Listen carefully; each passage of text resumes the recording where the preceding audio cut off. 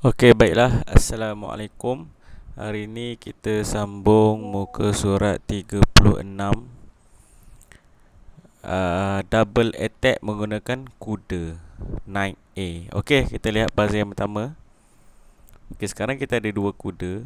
Tapi antara dua kuda ni ingat CCA, check, capture dan attack.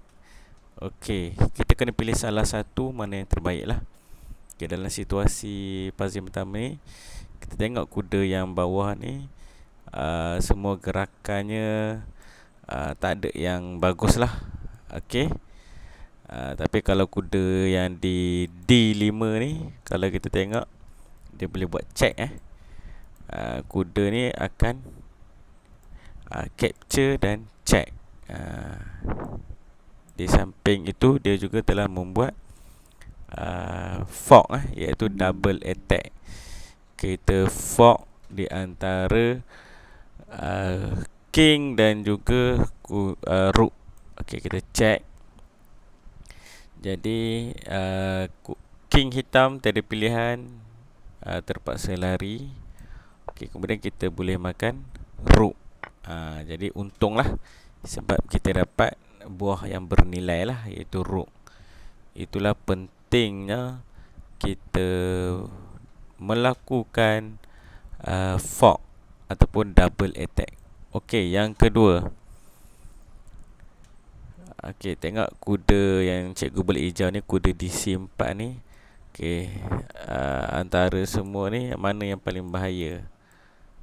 Okey, iaitu D6. D6 kita check, dalam masa yang sama kita attack queen. Inilah yang dinamakan sebagai double attack. Okey, jadi king akan lari sebab kena check kan, king akan lari. Okey, ni check. Okey, king akan lari. Bila king lari, kita boleh makan queen. Untunglah kita dapat buah yang tinggi nilainya. Okey, seterusnya kita main putih lagi. Kuda ke mana? Check. Check di mana? Betul, di D6. Check. Dalam masa sama attack rook. Okey. Check dalam masa yang sama attack rook. Jadi bila king lari, kita boleh makan rook, buah yang bernilai lah. Okey. Okey, cikgu lupa nak ingatkan, tolong lukis dalam modul tu lah, dalam muka surat 36 tu lah. Lukis anak panah. Nak panah macam biasa lah. Macam ni, check dan juga makan rook. Mesti ada 3 anak panah sebab dia double attack. Okey, seterusnya kita main putih. Tengok bishop dah cantik, kuda pun boleh attack. Jadi jawapannya adalah kuda makan pawn di C7, attack king, dalam masa yang sama makan rook. Inilah lukis macam ni lah ada modul. Inilah yang dinamakan sebagai double attack ataupun fork. Check, king lari, kita makan rook. Okey, fork adalah ataupun double attack kuda ni adalah benda yang asas, yang harus dikuasai oleh semua pemain chess lah. Okey, seterusnya kita main buah apa ni? Kita main putih lagi. Okey, kita masih lagi main putih. Okey, kuda mana yang cantik? Kuda, tengok kat sini ada beberapa tempat. 1, 2, 3, 4, 5, 6. Ini adalah gerakan-gerakan kuda. Sebab itulah anak-anak kena mahir gerakan kuda. Sebab kalau kita tak mahir gerakan kuda, memang susah kita nak nampak jalan yang terbaik. Iaitu kuda makan pawn di B6, attack queen dan attack rook. Lukis macam ni dalam modul. Okey, contoh cikgu makan. Jadi sebagai hitam mesti kita selamatkan queen. Mesti kita selamatkan queen. Contoh misal kata queen nak pergi mana? Tak banyak tempat queen boleh pergi. Okey, queen undur paling bawah. Kita dapat makan rook. Memang queen makan balik, tetapi kita masih lagi untung sebab kita dapat makan RM5, manakala hitam hanya dapat makan kuda yang berharga RM3. Okey, seterusnya ni kita main buah apa? Putih ke hitam? Mari kita lihat. Buah hitam. Buah hitam. Okey. Kuda mana yang boleh membuat double attack ataupun fork? Okey, kita tengok kuda yang cikgu belah kat hijau ni. Okey, tengok semua gerakan kuda. Mana yang paling mengancam? Betul, di D6. Sebab apa? Bila kuda pergi ke D6, dia telah attack bishop dan juga attack rook. Contoh. Okey, dalam modul lukis macam ni lah. Okey, contoh kuda datang ke D6. Jadi putih kena pilih salah satu. Nak selamatkan yang mana? Jadi kita biasanya selamatkan rook lah. Okey, misal kata rook undur ataupun gerak ke tepi, undur ke. Jadi kuda akan makan bishop. Jadi hitam yang akan untung. Seterusnya kita main putih. Mana gerakan yang terbaik? Iaitu kuda. Tengok ni titik-titik yang kuda boleh pergi. Yang mana paling mengancam, yang kita attack dua buah secara serentak, double attack ataupun fork, iaitu kuda ke D6. Attack bishop dan attack rook secara serentak. Okey, jadi kalau hitam selamatkan rook, contoh rook gerak ke atas, jadi kita boleh makan bishop secara percuma. Kalau hitam selamatkan bishop, jadi putih boleh makan rook. Walaupun makan balik, dimakan semula pun kita masih lagi untung RM2 lah. 5 tolak 3, untung RM2. Okey, seterusnya. Okey, ini kita akan attack 2 rook dengan kuda pergi ke C7. Attack 2 rook secara serentak. Ini biasa dalam peringkat beginner, peringkat amatur. Fork macam ni perkara yang biasa, yang di mana kita harus ambil peluang, cuba cari fork macam ni lah. Okey. Okey, jadi kalau rook lari salah satu, kita boleh makan rook lagi satu. Jadi lukis macam ni. Hitam pening, dia tak boleh nak selamatkan mana-mana. Jadi hitam akan mati salah satu rook lah. Okey, dalam posisi ni, ni posisi yang sangat menarik. Kuda kita ada satu. Okey, kalau kita tengok semua gerakan kuda ni, tak banyak tempat yang bagus. Kalau pergi sini kena makan dengan pawn. Kalau pergi sini dia tak ada attack apa-apa. Kalau pergi sini kena makan dengan pawn. Kalau gerak ke D3 tak ada attack apa-apa. Kalau kuda pergi ke D5 pun tak ada attack apa-apa. Tapi kalau kuda pergi ke E6, dia attack queen. Habis tu satu lagi dia attack apa?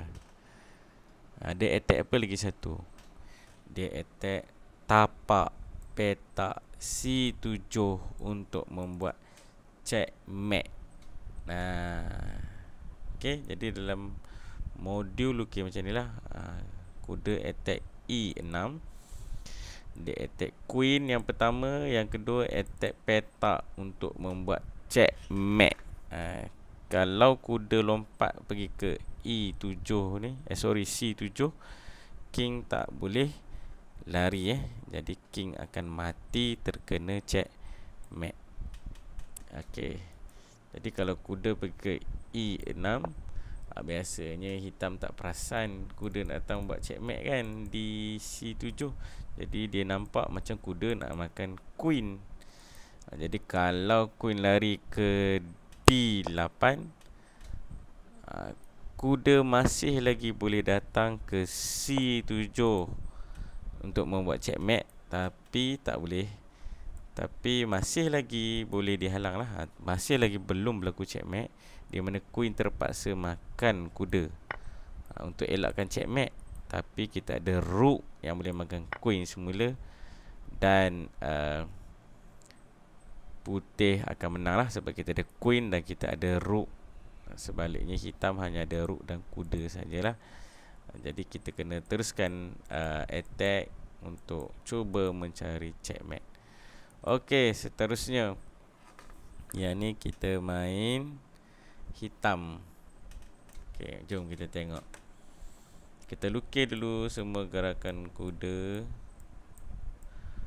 Okey, yang mana paling terbaik? Kalau dua ni tak boleh, sebab akan dimakan oleh pawn dan tak ada apa-apa yang menarik. Sini ke C5 tak ada attack apa-apa. Okey, kalau kuda ke G5 attack queen, betul. Lagi satu dia attack apa? Dia attack kuda ni, dia attack H3 check mate. Okey, check mate. Okey, dah mula lukis macam ni. Okey, dia attack queen, dalam masa sama dia attack petak untuk membuat checkmate lah. Contoh kuda datang sini, jadi putih biasanya nampak dia nak makan queen lah kan. Jadi queen ni pun lari. Bila queen lari ke mana-mana, jadi kuda akan ke H3 dan king terkena checkmate lah. Dia tak boleh lari ke mana-mana sebab bishop telah kawal diagonal yang sangat penting lah. Okey, seterusnya kita main buah hitam lagi. Okey, kita tengok. Jawapannya adalah kuda ke D3, di mana kita attack dua rook secara serentak. Kita datang sini kan. Nanti cuba bayangkan kuda duduk di D3. Nampak? Dia attack petak yang cikgu lukis ni lah. Salah satu tu dia telah attack dua rook secara serentak. Contoh rook datang, jadi salah satu rook akan lari lah. Salah satu rook akan lari. Misal kata rook pergi ke mana dia nak pergi okay, pergi ke E7. Jadi kita boleh makan rook lagi satu lah. Okay, dan puzzle yang terakhir untuk muka surat ini, kita main putih. Okey, dan kita ada kuda boleh datang buat fork macam ni lah. Jadi kita telah attack queen dan kita attack rook secara serentak. Tapi kenapa kita tak boleh attack kuda di C3 ni, pergi ke D5 attack macam ni? Fork juga. Ni pun fork juga, tetapi hitam boleh membuat checkmate lah. Jadi kita terkena perangkap. Okey, sebab itulah kita kuda F yang gerak. Kuda F yang gerak. Kuda F yang gerak. Jadi hitam tak boleh buat checkmate sebab ada kuda yang kawal depan king lah. Sebab tu kalau kita castling, kalau boleh parking kita parking kuda, bishop, apa buah-buah lain di depan petak yang kita castling. Okey, ini adalah fork lah, di mana kalau queen lari, kita boleh makan. Kita boleh makan saja rook ni Okey. Okey, jadi selesai untuk muka surat 36. Jadi muka surat 37 masih lagi double attack menggunakan kuda. Jadi anak-anak cuba buat dulu dekat rumah. Kalau tak tahu jawapan, tak apa, biarkan kosong. Nanti di kelas bersemuka yang akan datang, kita akan bincang muka surat 37 dan kita akan bincang muka surat 35, 34 yang masih lagi belum buat lah. Okey.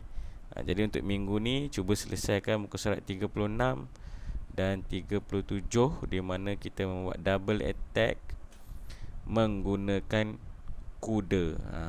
Yang knight A tu cikgu dah bagi jawapan dan ajar. Jadi knight B ni boleh tengok kuda saja, fokus dekat kuda. Cuba cari dekat mana yang boleh membuat fork lah.